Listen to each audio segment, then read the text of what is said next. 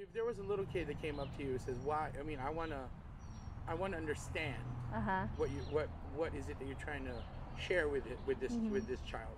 What would I mean in the most talking to a kid? Let's say this kid's like 8 years old, right? Okay. I want to learn, but why? Okay. Like, what would you tell this 8-year-old kid? Well, first I would say it's fun. Yes, of course.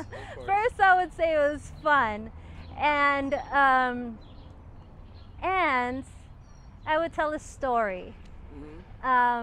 We would play a game, and then we would say, for instance, if we're going to dance to tickling, we would pretend that we were birds, the tickling bird, and envision what that bird would move through as they would move through plantations or fields.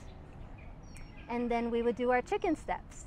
So we would make sure that we're lifting our feet at the same time.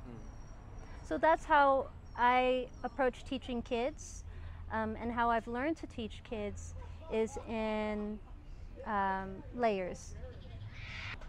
My name is Toni. I am a choreographer and a multidisciplinary artist.